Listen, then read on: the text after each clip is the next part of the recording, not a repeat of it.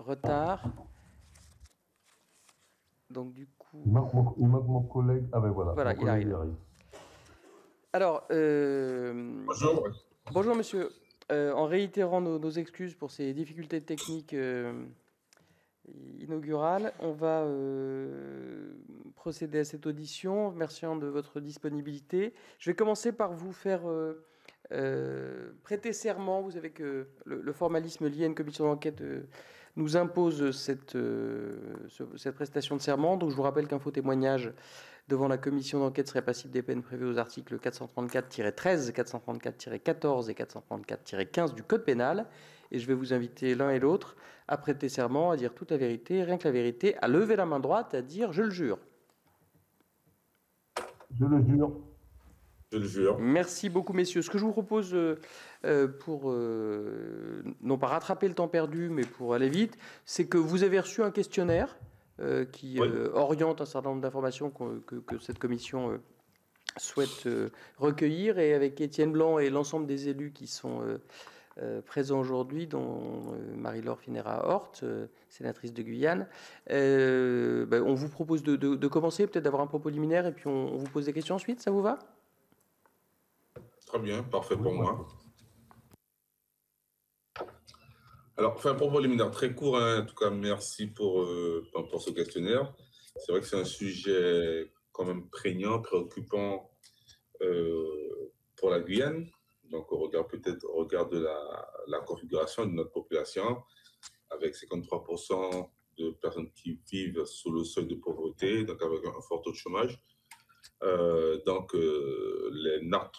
narcotrafiquants ont toute leur place, entre guillemets, en Guyane.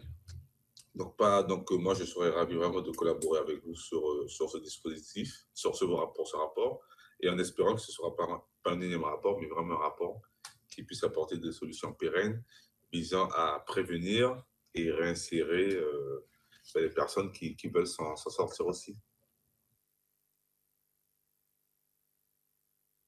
Voilà pour moi. Merci. Monsieur Labrador.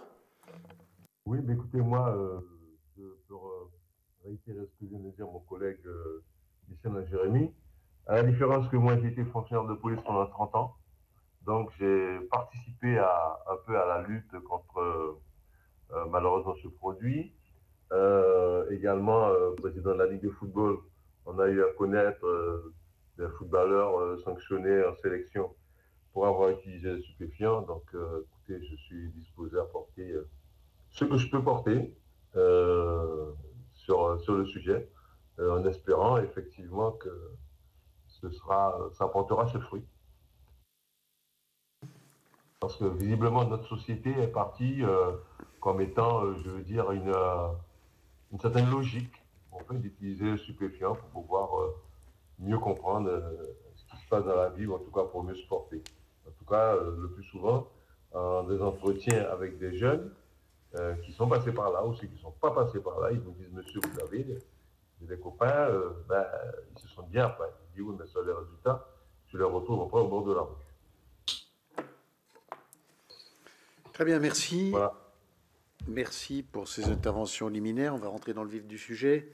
Vous êtes tous les deux élus locaux. Vous avez une certaine ancienneté dans les fonctions que vous exercez. Comment est-ce que vous jugez aujourd'hui l'évolution du narcotrafic en Guyane pour la population locale, pour les habitants de vos villes?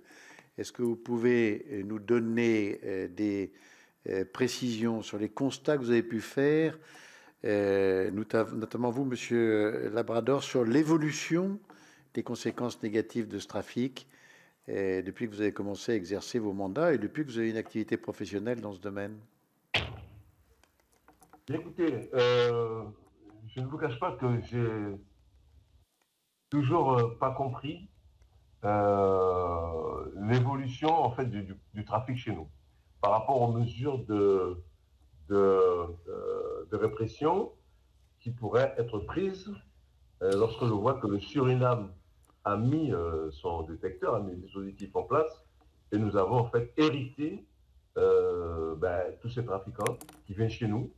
La mise en place d'un système où vous avez des gens qui sortent de métropole et qui viennent s'approvisionner, en tout cas faire le trafic pour partir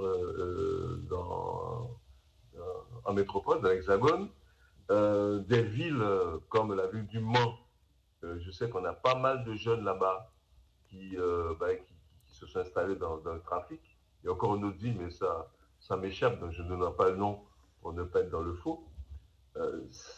Bon, c'est vrai qu'il y a eu des mesures qui ont été prises, mais il y a peut-être encore à faire pour bloquer le système, le même système de détection que le Suriname.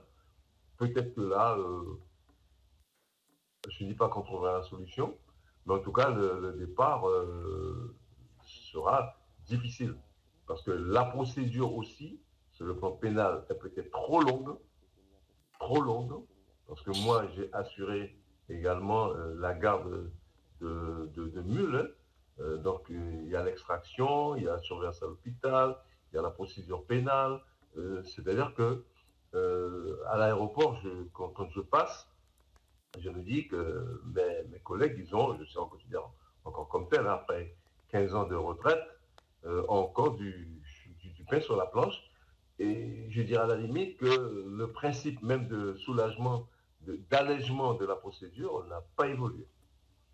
Donc, je crois que les trafiquants, ils surfent dessus, sachant forcément, il y en a qui vont passer, et ils se basent, pour eux, dès le départ, ils savent qu'il y a un taux de perte prévu pour eux dans leur calcul, hein, et ce qui fait qu'ils savent qu'ils vont récupérer ça après.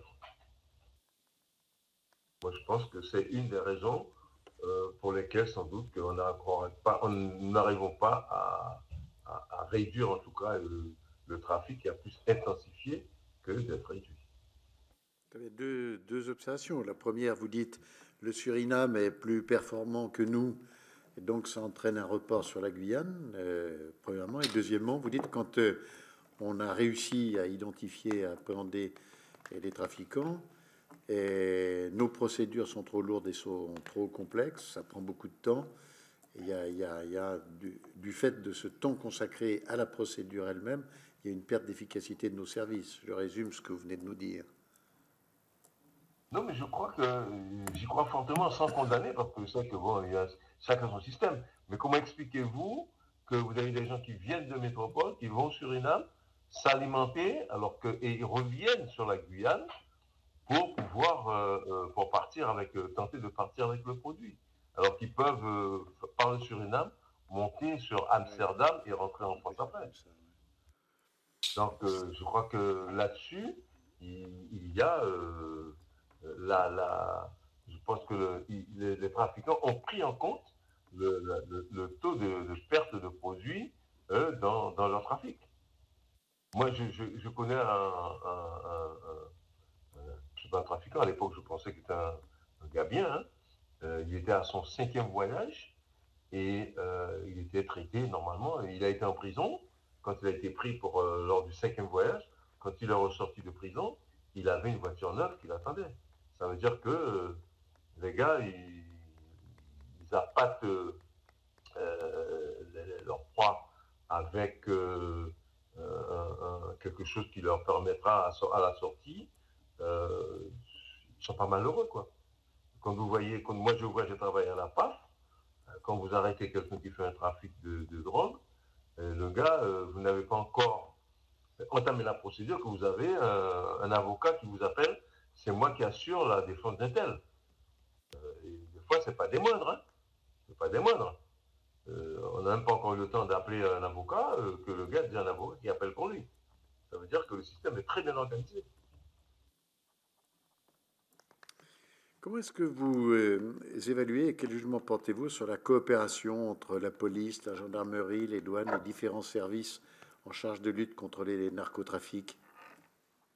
Très bonne. Moi, je pense que c'est plutôt notre système qui devrait, à mon avis, qui devrait être amélioré pour soulager un petit peu, pour rendre plus performants les liens qu'il y a entre ces différents services.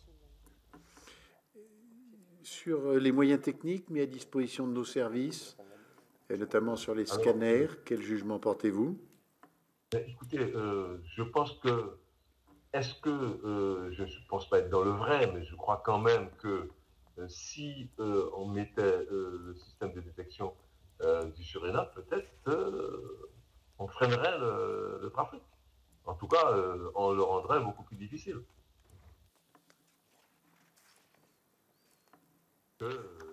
Hélas, tout est reporté sur nous. Hein. Tout est reporté sur nous. Très bien. Vous, tout à l'heure, vous avez cité un exemple d'une personne qui a été appréhendée, a purgé sa peine et qui, au sortir de la détention, a pu faire l'acquisition d'une voiture et vivre. Alors même sans doute, j'imagine que ces moyens, ces rémunérations, sa fortune personnelle ne permet pas de vivre le train de vie qu'elle affiche une fois qu'elle a purgé sa peine. Est-ce que selon vous, et ça en tant que maire, vous pouvez l'identifier parce que vous êtes proche de votre population, est-ce que selon vous c'est un véritable sujet?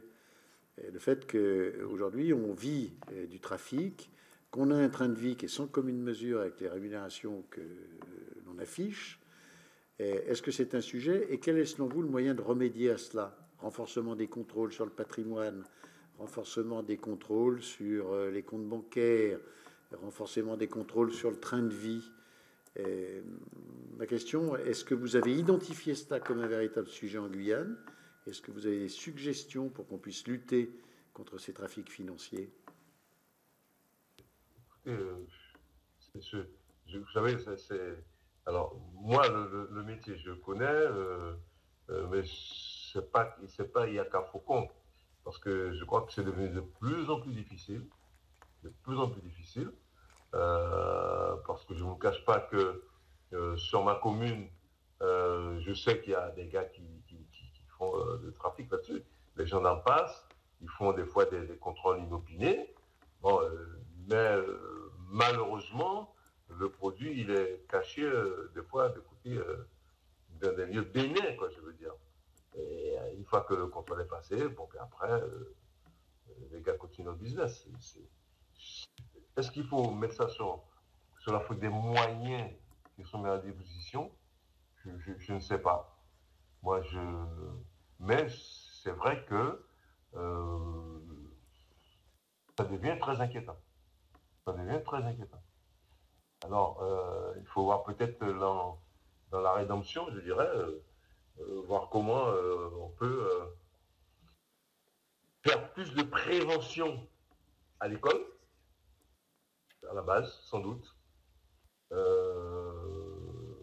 Je pense que ça peut être un moyen aussi, un moyen de prévention, parce que pas plus tard qu'hier soir, je regardais un reportage dans une commune, c'était sur TF1, il me semble, où il y a quand même des policiers ont quitté leur service pour entrer dans une société anonyme ils faisaient un peu de prévention, en tout cas dans le quartier de métropole, je crois que c'est à Toulouse, il me semble. C'est peut-être au Mirage, dans les Mirages, je crois. J'ai trouvé ça pas mal. J'ai trouvé ça pas mal. Mais je pense honnêtement que cette prévention, je ne sais pas si ça existe à l'école, devrait, dès le départ, à la base, rentrer dans la formation, dans l'initiation, la sensibilisation à l'école. Bon, on a malheureusement enlevé la leçon de morale, c'est peut-être aussi une occasion, là aussi, pourquoi pas. Et puis, sincèrement, faire en sorte que l'enfant soit sensibilisé et lui montrer des images de ceux qui ont consommé. Bon, après, on peut les flouter, les images, hein, mais il y a une certaine réalité des choses. Parce que les enfants sont quand même sensibles quand on leur montre certaines images, certaines réalités. Parce que moi, je suis également chargé de mission en sécurité routière. Je ne vous cache pas que lorsque nous avions des images à montrer des gens qui ont eu un accident et que des personnes ont fait des photos, eh bien, on était obligé de mettre avec nous une psychologue de façon à pouvoir rattraper le coup lorsque les gens ont vu les images. Alors, peut-être qu'il faudrait intensifier cette sensibilisation à l'école, mais en ne falsifiant pas la réalité des choses. Est-ce que la Guyane et est-ce que vos communes sont frappées? Est-ce que vous avez identifié des phénomènes de corruption, un développement de la corruption du fait des masses financières très importantes qui circulent?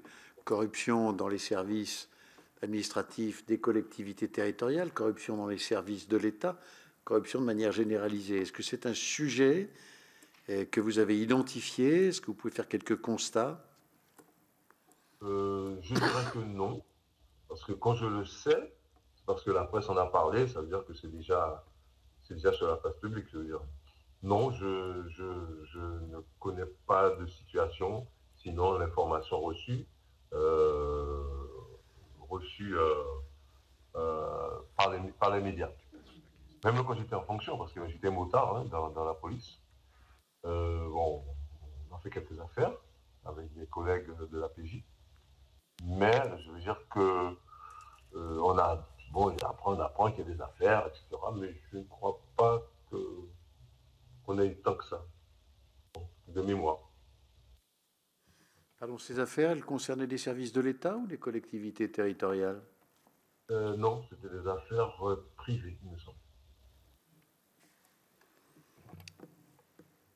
Merci. Alors, je vais proposer à nos collègues ici en salle Médicis de poser des questions. J'ai Madame Boyer d'abord. Désolée. Merci beaucoup, Monsieur le Président. Monsieur le maire, permettez-moi de vous poser 2 questions. Vous avez dit que c'était très intéressant de montrer des images aux enfants à l'école et tout de suite, vous avez dit qu'il fallait un psychologue. Est-ce qu'à votre avis, ces images doivent être montrées avec un médecin scolaire ou en tout cas dans le cadre de la médecine scolaire, ou je ne dis pas telle qu'elle est aujourd'hui, mais telle qu'elle pourrait être ou telle qu'elle devrait être? C'est ma première question. Et ma deuxième question, quel est à votre avis le rôle des parents et comment sensibiliser, informer les parents par rapport à ces images, à la façon dont ces choses sont traitées, mais surtout pour les alerter sur des signes qui pourraient laisser penser que leur enfant consomme ou deal, enfin que leur enfant a des liens avec le narcotrafic d'une façon ou d'une autre. Est-ce qu'en Guyane, vous avez participé à ce genre de choses ou pensez-vous, avec votre expérience, que ce serait des choses à mettre en place? Et puis je vais poser la question. On va peut-être demander à Monsieur Khalifé de poser sa question. Oui, merci Monsieur le Président, merci Monsieur le maire de votre témoignage. Ma question ressemble à celle de ma collègue. On sait que c'est une plateforme, c'est pas... Quelle est l'importance de la consommation locale? Et si c'est le cas, si elle est importante, est-ce que vous avez des moyens de lutte, de prévention, vous l'avez évoqué, et les répercussions sur les hospitalisations dans ces cas? Écoutez, là, je n'ai pas de chiffres, hein, parce que je l'ai vécu, et de temps en temps, bon, j'en parle avec des collègues qui sont encore sur le terrain. Nous sommes quand même dans une situation très grave, parce que la drogue, elle est devenue banale. Et c'est parce qu'elle est devenue banale, son utilisation est devenue banale, que je dis qu'on pourrait mettre cette sensibilisation au niveau scolaire. Mais je dirais, quand je le dis, c'est sensibiliser très tôt, des fois, sur la situation, comment ça peut devenir, etc. Et je pense que nous vivons dans une société qui est fragile, parce que, bon, les médecins vous disent qu'il faut faire attention, ce que je peux comprendre. Mais je crois, est-ce que en allant, entre guillemets, brutalement, tout en prenant des précautions, parce que on préparait quand même les élèves aux images qu'il a vues, et il y en a quand même pas mal qui tournaient de l'œil. Et après, le psychologue était là, qui policiers, etc., etc. Je pense qu'on devrait faire l'expérience. Parce que dernièrement, il y a eu, je crois que c'est au Mans, il y a une mère de famille qui n'avait pas hésité à impliquer ses enfants dans le trafic de drogue. Je crois qu'elle a fait 7 ans de prison quand même. Ce qui veut dire que ça arrive. Ça arrive. Et moi, j'ai voyagé une fois avec un jeune. La méthode utilisée pour le détecter était simple comme basique, c'était banal. Le jeune est arrivé devant le poste de police. Le policier lui a demandé « Vous allez où ?» Il ne savait même pas qu'il allait en France. Il était en train d'hésiter, il n'avait pas la réponse. « Vous allez faire quoi ?» Parce que le policier a dit « Vous allez en France ?» « Oui, monsieur. » Vous allez faire quoi? Il ne sait pas. « Vous allez en stage? » « Oui, monsieur. » Je ne vous cache pas que j'ai été curieux et ils ont interpellé 3 ou 4 dans l'avion, dont ce jeune. Ça veut dire que quelque part, il y a un travail de sensibilisation à faire parce qu'ils sont, à mon avis, ils sont facilement repérables du fait de leur naïveté et de la page de gain. Alors maintenant, c'est vrai qu'il faut peut-être impliquer la médecine dans cette sensibilisation, mais en tout cas, je maintiens que ce serait aussi une façon de faire, comme on le fait avec la sécurité routière, au niveau de la drogue. Et la situation est suffisamment grave pour qu'on ne puisse pas tenter quelque chose. Vous avez le principe, en étant un peu large, sur le 100% contrôle en Guyane qui est contesté par certains, ben, tout simplement parce que, à mon avis, il serait intéressant de démontrer par A plus B le 100% contrôle a peut-être ses failles, c'est sûr. Ça, je n'en doute pas. Hein. Je suis sûr qu'il y a des failles.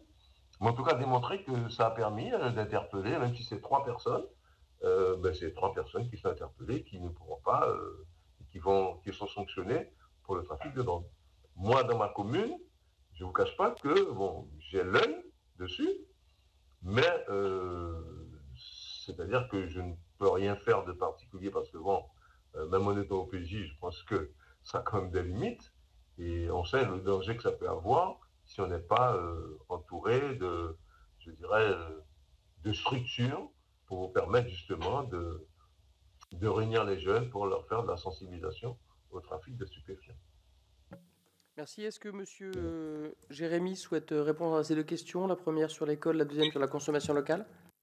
Oui, enfin, mais j'aurais bien. Enfin, je pensais que j'aurais aussi à répondre aux questions au questionnaire. Donc bien sûr, à toutes. Hein. Oui, bien sûr. Voilà. En fait, pour avoir peut-être une vision parallèle par rapport à mon collègue Labrador, quand vous lui avez posé quels sont les effets concrets du narcotrafic, notamment dans les évolutions, chez moi, pour moi, il y a la vision à avoir, comme il disait, avant le 100% contrôle. Et le 100% contrôle a modifié considérablement même l'évolution même qu'on constate dans nos propres communes. Avant le 100% contrôle, la drogue pouvait pas circuler assez aisément via la Guyane. Hein. On parlait d'une vingtaine de mules par vol. Et donc, au départ, c'était effectivement, on disait que c'était un moyen pour la famille de vivre. Hein. Ça touchait davantage l'ouest guyanais, le du Maroni. Et de plus en plus, on a vu que ça se généralisait, même les enfants de médecins. Enfin, on a eu des enfants de cadres qui s'adonnaient à ce type de business. Donc, effectivement, ça florissait. Et vraiment, l'apparition du 100% contrôle a mis un frein. Moi, j'ai eu l'occasion de discuter avec des jeunes de ma commune hein, qui me l'ont dit très clairement. Enfin, bon, on les voyait qui circulaient. Avant, ils pouvaient passer aisément. Et donc, l'évolution sur la population à l'époque, il y avait de la déscolarisation. Avant le 100% contrôle, les jeunes pensaient que la vie était facile. Il suffisait de faire un voyage en France internationale pour avoir 5 000, 10 000 euros. Donc, c'était la belle vie. Et depuis le 100% contrôle, c'est beaucoup plus compliqué pour eux. Ils vous disent que c'est compliqué pour eux. Et il y a vraiment ce refoulement qui se fait au niveau de l'aéroport. Et donc, montre une nouvelle relation, un certain rapport avec ce trafic. Donc, d'une part, les jeunes sont beaucoup plus frileux à partir. Et tout dans mon discours, mon propos préliminaire, je t'ai dit, il faut qu'on pense à la réinsertion, parce que les jeunes qui étaient dans le trafic, qui sont toujours harcelés par leur tête de réseau pour y aller, pour rentrer dans le dispositif, pour aller faire encore la mule, ces jeunes savent qu'ils ne pourront pas passer. Ils ont très peu de chance par rapport à avant, par rapport au dispositif sans contrôle. Donc, qu'est-ce qu'ils se font? L'autre jour, par exemple, un jeune de chez moi s'est fait tabasser. On pense que c'est sur fond de règlement de compte parce qu'il n'a pas pu, ou bien parce qu'il n'a pas pu partir, ou qu'il n'a pas voulu partir. Donc, il s'est fait tabasser. Heureusement qu'il y a l'intervention de voisins pour qu'il ne soit peut-être pas... Alors, je ne pense pas qu'il voulait le tuer, mais vraiment lui donner une correction. Donc, du coup, ce qu'on voit, on voit cette meilleure inquiétude des jeunes qui faisaient à partir. Et nous, en fait, je dis que les maires aussi, les maires ne sommes pas peut-être les premiers, mais nous devenons un maillon important de cela, en fait, parce que les jeunes, bon, certains vous disent carrément, maintenant, on ne peut plus, je ne peux plus. Est-ce que vous pouvez m'aider à? Parce que je sais que ma famille peut être en danger, donc systématiquement, je signale ça à la gendarmerie, on essaie de trouver des partenaires. Donc, vraiment, pour la Guyane, le dispositif a marqué un coup d'arrêt, certes, et une autre approche par rapport à cette relation. Les trafiquants sont toujours là, bien sûr, sont toujours là, ils sont toujours présents, sont toujours rôde un peu partout. Et bien sûr, là, on trouve maintenant une violence intradépartementale, c'est-à-dire que le jeune qui n'a pas pu partir par rapport au dispositif se retrouve harcelé, la famille. Certaines familles sont menacées, ou on menace le jeune de s'en prendre à sa famille, à ses petits frères. Donc, il y a une autre approche. Donc, c'est vrai que le dispositif est très pertinent, mais quelque part, le dispositif contraint les mules, enfin, les trafiquants à rester en Guyane. Et peut-être à terme, ça peut avoir une explosion de la violence, mais liée à ces trafics de drogue, en fait. Voilà. Et ensuite, également, enfin, le fait, il y avait le PCR, le poste de contrôle routier Erakubo, qui est allé vers Saint-Laurent, vers Margot. Aussi, ça a beaucoup modifié l'approche. Donc, du coup, ça permet de concentrer, canaliser, enfin, je ne sais pas quelle expression employer, sur Saint-Laurent. Le dispositif Margot est très opérationnel et très opérant même en termes de résultats par rapport à son emplacement initial. Et donc, vraiment, ça concentre les trafics aussi, beaucoup de trafic dans l'Est guyanais, donc ceux pour lesquels on doit s'en inquiéter. Donc, voilà ce que je voulais vous dire par rapport aux premières questions. Par rapport à l'école, oui, je partage. Il faut effectivement, il faut faire de la prévention. Et je dis la prévention, il faut vraiment faire la prévention. On a parlé de psychologues. Alors, moi, franchement, je n'ai pas de la recette type, mais il faut penser à la prévention, car en discutant avec les jeunes, enfin, les jeunes qui regardent aussi la télé, pour eux, c'est facile, ça devient facile maintenant. En fait, de toute façon, si je travaille, moi, je suis chef d'établissement d'un établissement scolaire aussi. Donc, aussi qu'avec les jeunes, pour eux, c'est tellement facile d'avoir de l'argent via être trafiquant, être mule, faire du trafic de cannabis. Et effectivement, moi, je pense qu'il faut vraiment faire la prévention dès le plus jeune âge, moi, dès l'école maternelle, car souvent, ces jeunes qui font la mule, au départ, c'était vraiment pour aider les parents. Je veux dire, avant c'était ça, maintenant, ça s'est vulgarisé. C'était pour aider les parents. Donc, peut-être que certains parents de chez nous ont bénéficié de la rente financière du trafic de drogue. Donc, pour eux, les enfants, beaucoup, donc ils ont vu leurs frères, leurs grands frères faire, arriver avec des parents qui sont des parents des familles indigentes. Ils voient le frère arriver avec, comme il disait, avec des voitures neuves ou avec des chemises Lacoste, enfin, bon, bref, des vêtements vraiment de haut niveau.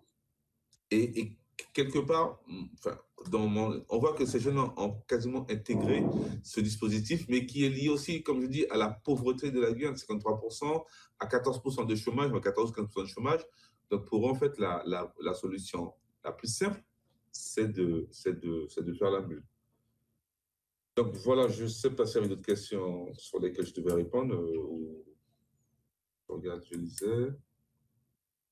Et puis voilà, donc je vous disais par rapport à, pour moi en fait, l'accent qu'on doit mettre, c'est beaucoup sur la réinsertion et comment protéger finalement ces personnes par rapport au dispositif sanction contrôle, ces personnes qui se retrouvent, qui se refoulent à l'aéroport, qui ont ingéré, alors c'est pour beaucoup qui ont ingéré de la drogue, alors qu'ils doivent bien sûr les enlever. Qu'est-ce qu'ils doivent dire pardon, à leurs commanditaires et comment nous on peut les protéger en fait? Comment nous les protéger pour éviter qu'ils se fassent, alors peut-être pas chaque fois, qu'ils se fassent passer à tabac.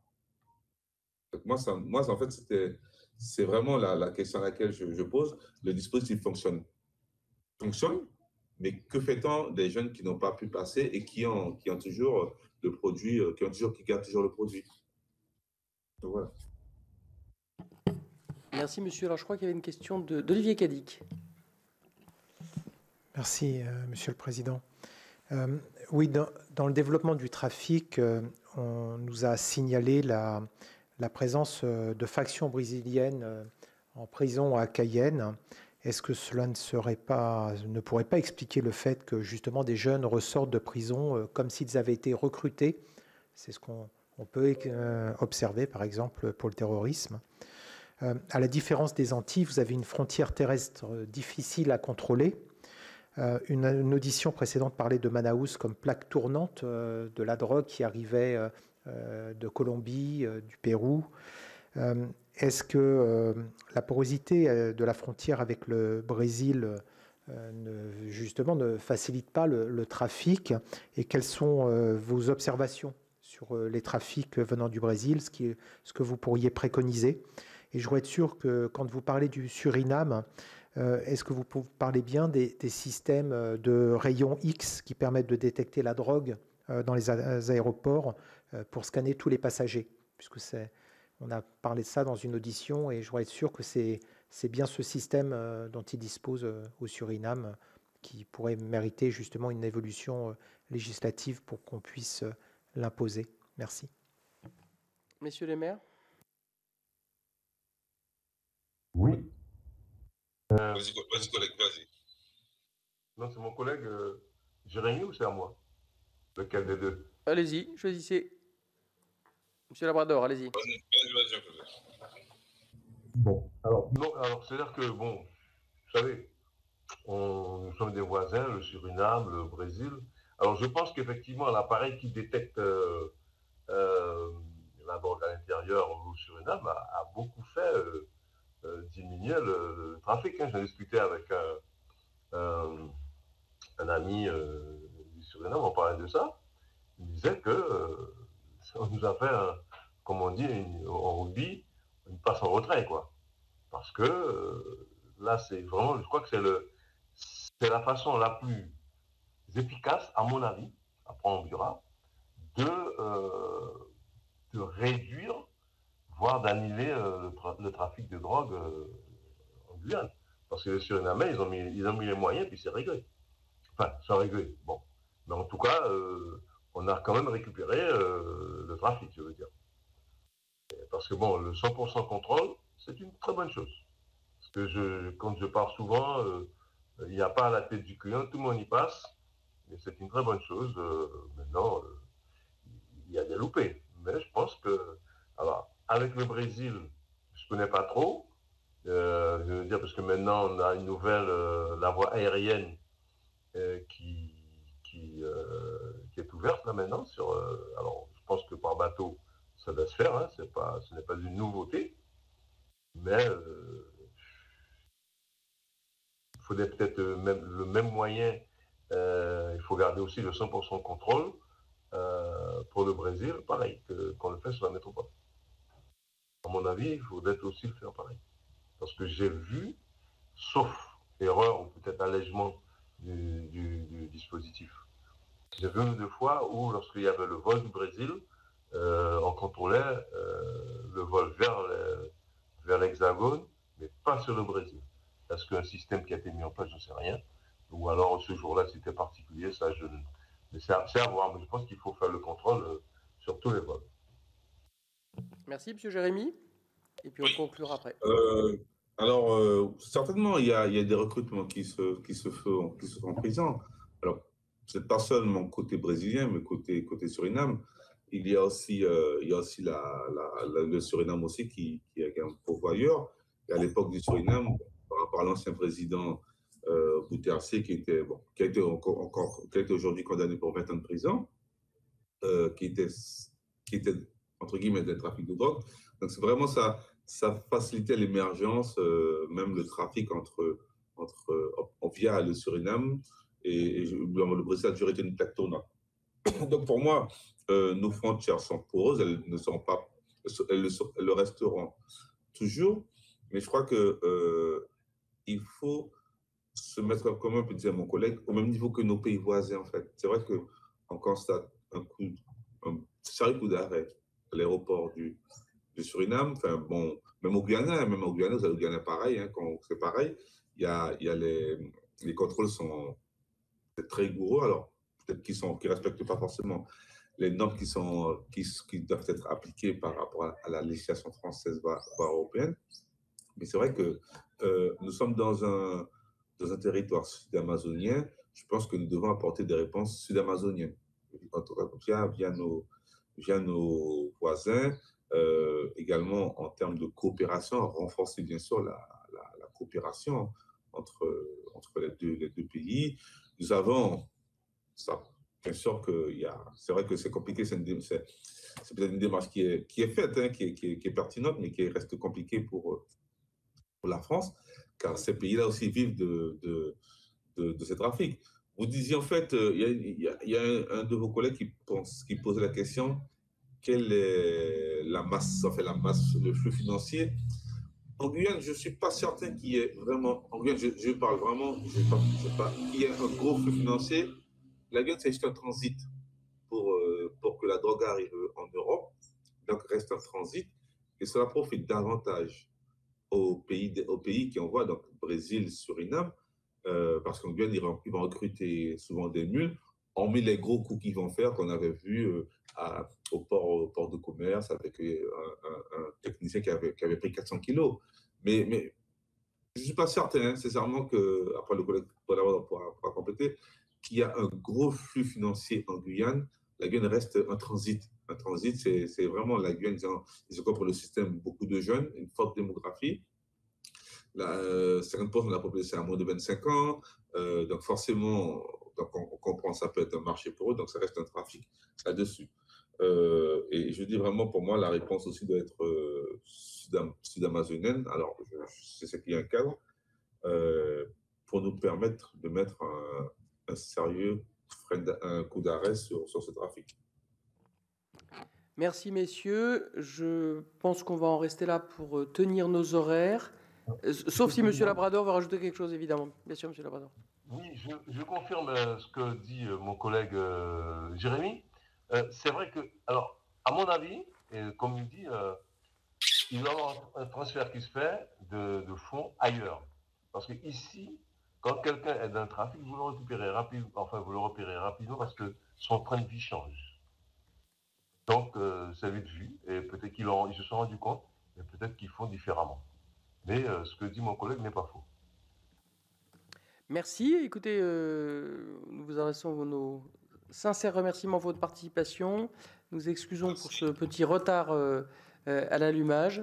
Ça marche mieux à Kourou qu'ici, visiblement. Et on vous souhaite une bonne journée. Et encore merci pour votre participation. Au revoir. Merci. Au revoir. Au revoir. Merci.